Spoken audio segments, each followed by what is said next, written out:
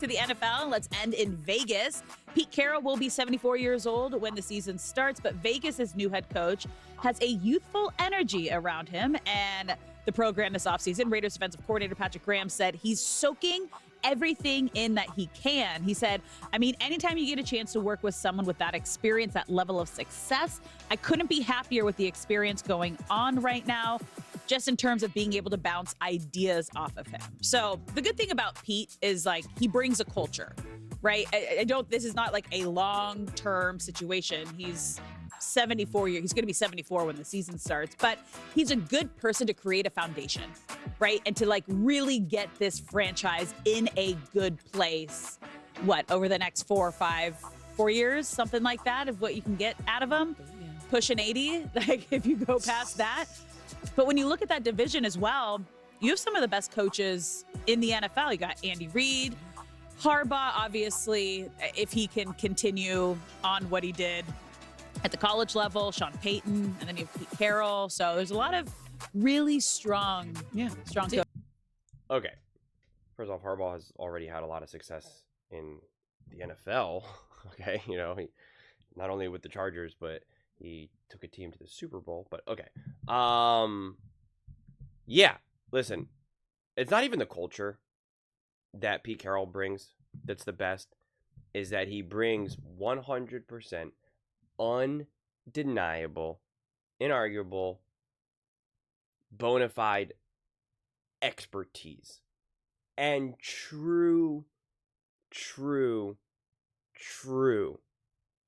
expertise. And that is just, for whatever reason, so significantly overlooked by many, many fans.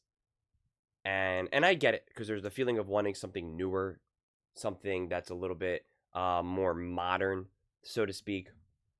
And especially if you've seen a coach for years, or you think they've underachieved, or whatever it may be. But the reality is that a team like the Raiders has not had that true bona fide expertise. And quite frankly, it's had a lot of pretenders.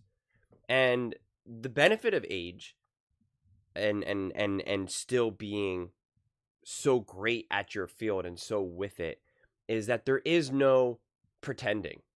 It's very much like, this is what we're going to do, and that's it. That's what we're going to do. I'm not trying to pretend that I'm something I'm not. I'm not trying to do something new. I'm not trying to do anything but what I know without a shadow of a doubt works. And when it doesn't work, I'm not going to have this feeling of, oh no, am I doing something wrong? Is there a wrong direction? It's like, how to troubleshoot it.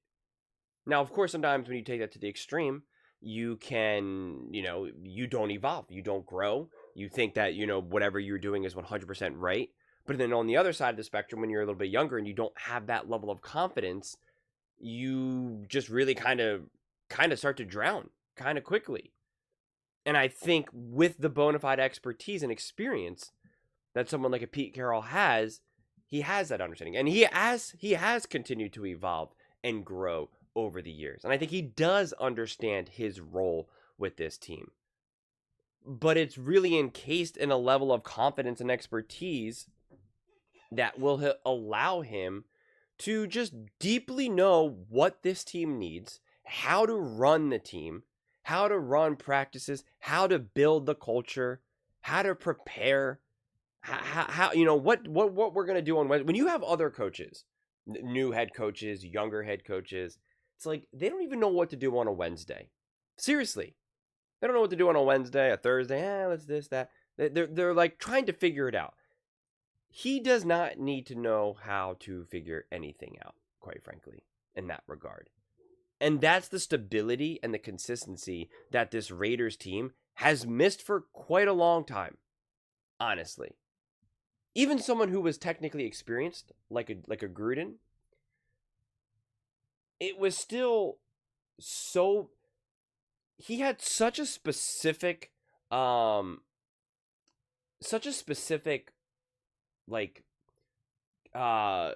stretch of success, specifically with the Buccaneers, and then obviously went into doing all the other stuff that he did, like in broadcasting and whatnot, that I'm not so sure that you could relate that level of experience and confidence and a depth of understanding of like how do we truly run teams here, and compare that to someone like Pete Carroll.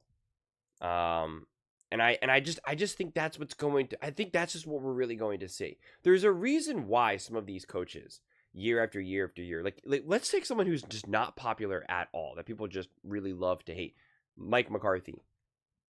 It's like that man at this point of his career has such experience and such depth and such expertise, right? He may not absolutely blow you away. He may not light the league on fire and build an offense that people are like, this is unbelievable. We've never seen anything like this before. Oh my God, masterclass in play calling and et cetera, et cetera. But his teams are never disasters. Even when Dak Prescott goes down and you have to deal with Jerry Jones, now you got backup quarterback, and you're maybe going to even throw in Trey Lance or whatever, and yet he can keep it afloat because he knows how to game plan. He knows how to run an offense. He knows how to run practices. He knows how to keep everything organized. Not everyone knows how to do that. They really don't. And so having someone like Pete Carroll there, it's just the way I always look at it is I just always refer to it as just like the ultimate grown-up. Like you have a real grown-up in the room. And listen to these other players. Sometimes listen to the interviews from some of these players, especially when they're being honest, especially when they're not talking about anything too seriously. You can really hear and see that they really are, a lot of them, just kind of kids at heart. Because they haven't really lived a true real life like a lot of us. They didn't have to go and get real jobs and graduate from school, or whether it's like, you know, like a trade school or real, like no matter what it is. It's like they kind of get to continue their childhood there. And I would listen to a Saquon Barkley interview, and you have someone who's like at the top of his game, right? Setting records, Super Bowl, Madden cover, like all this amazing stuff. And you listen to some interviews and you can still see him be like, the way how he talks about Coach Sirianni and just being like, oh, you know, it's still all about believing in each other. Like he's still kind of repeating a lot of coach speak, but it's very real to him. So you can see that he is still under such the influence of the actual legitimate grown-ups in the room. The 40, 50, 60, 70-year-olds. These guys, no matter how great they are, no matter how special they are, no matter what they've been able to accomplish, they're still very much looking to the leaders, to the Pete Carrolls of the NFL, to the Andy Reids. And it's just like, it's so hard. I think the problem is it's so hard to really put into words like how much that stuff matters, because unless you played sports, you really don't know. And the closest you can have is going to be like, I don't know, a father, mother, uncle, something like that. But it's just different because that's obviously like a true parental figure. But it's just like, it matters so much. So it's more than just a culture. It's more than just his schemes, his X's and O's. It just feels like someone who's like just an actual true grown-up who has the confidence and the experience that can actually lead these young men. I mean, that's really, I mean, because that's what's crazy. I like using Saquon as an example because I just saw an interview with him. And again, the dude, I think he's about to get married or a fiance, whatever. He's got children. He's a father. Again, at the top of his game, he's experienced so much, but yet he's still looking to a coach to kind of guide him within the NFL. Like he's still looking at it. And he even said when they were saying, oh, can the Eagles repeat and all that? And he was just like, you know, we all still have to buy in. You know, he's a coach always talks about that. It's just, you know, we got to elevate each other. Like he was still talking from a place of the lessons that his coach taught him rather than just his own confidence and his own philosophy and wisdom. And it's fascinating. It really is. I don't think until you kind of really retire and stop playing and you stop being exposed to maybe these coaches at such a high volume that you really kind of start to settle into yourself in terms of like your own thoughts and views. And most of the time you really are just buying in to what the coach is telling you.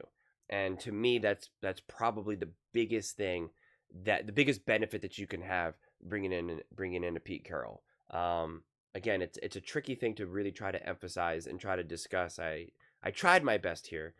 Don't know if it landed or not. But to me, that's what gives me such excitement about this team. And, and listen, I'm the type of person who prefers a little bit younger of a coach to someone who's a little bit more progressive, aggressive, all that type of stuff. But at the same time, I do think there is something to the philosophy of like, it's probably a little bit better to be a little bit younger on offense, and it's probably a little bit better to be a little bit older on defense in terms of coaching.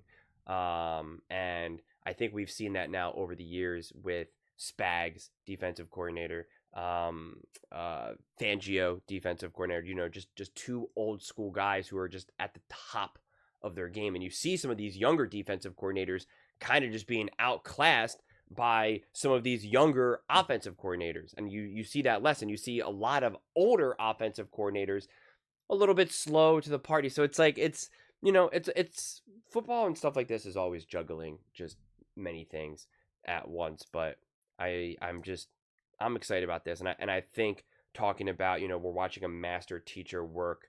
On one side, that's like a little bit of kind of like, typical off season, like, what is he going to say? Oh, Pete Carroll's old and dumb and I'm sick of this. I should have been the head coach. Like, he's obviously not going to say that, but I do think it's authentic, because I do think even like a statement like that feels very authentic to me when, because you're not going to just casually call someone a master teacher work. You would just say, oh, it's so great, he's got such experience and I can learn a lot. Like, that's a little bit of generic kind of just like lip service. But calling someone a master and watching them work, like, I think that's authentic, because again, it's just even coaches have plenty of room to learn from other coaches and experience. So I'm excited to see it unfold. But those are just my thoughts. I'd absolutely love to hear yours. What do you guys all think about Pete Carroll watching the master teacher work? How do you think, what do you think his greatest impact on the Raiders will be? Let me know in the comments below. I read every single comment. So whether you agree with me or disagree with me, either way, let's get in some discussions. Let's get in some fights. But ultimately, let's just have some fun. And please do consider subscribing. We're building an amazing community here, and absolutely love to see you part of it. I want to build something that we all genuinely feel connected to. Something that we're really excited to be part of. I think we're on our way to doing it. Please don't forget to give this video a thumbs up, as it really does help with the visibility and the algorithm. Thank you so much. See you next time.